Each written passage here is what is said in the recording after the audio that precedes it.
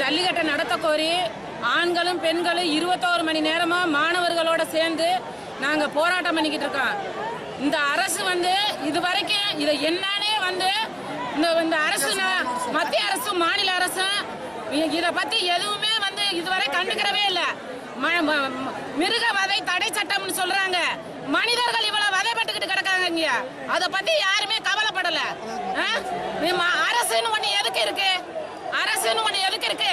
அவங்க சுயநல லாபத்துக்காக அரசு நடத்துறாங்களா? பொதுமக்களுக்காக அரசா இல்ல மக்களுக்காக அரசா இல்ல அரசுக்காக மக்கள் இருக்கமா?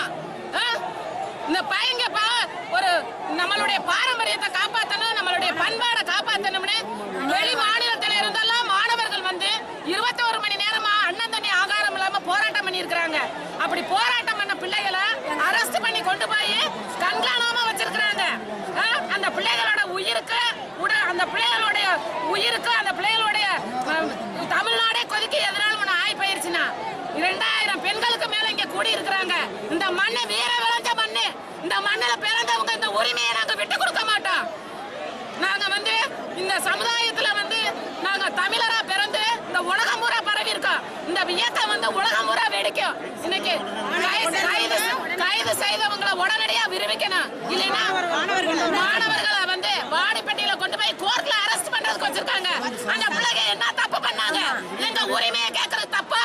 அப்ப இந்த அரசாங்கம் நாங்கெல்லாம் அப்படியே புழு பூச்சிகளா நினைக்குது. எங்களை நாங்க சொந்தமா சிந்திக்க கூடாதா? நாங்க சொந்தமா இயங்க கூடாதா? எங்களுக்கு விருப்பு கிடையாதா? எங்களுடைய அதிகாரத்தை நாங்க கேட்கிறோம். எங்களுடைய அந்த பயங்களை எங்க உரிமையை நாங்க நிறைவேற்றுவோம். மத்திய மாநில அரசை கண்டிக்கிறோம். இந்த இயக்கம் இந்த பீட்டா இயக்கம்ன்றது எங்க இருக்கு? அது எதுக்கு நமக்கு?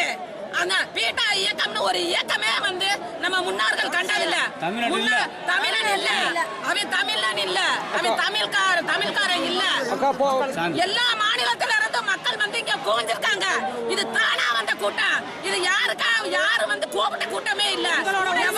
எவ்வளவு பேர் இதுல கலந்துருக்காங்க. இது பெரிய இயக்கமா மாறி இந்த தமிழ்நாடே அழியிற அளவுக்கு ஆகுறதுக்கு வழிவகுக்கிறாங்க. இந்த அரசாங்கம் என்னன்னு கண்டுக்கிறாம இருக்கு. தமிழ்நாடே அழியிற நிலைமைக்கு ஆக்க போறாங்க.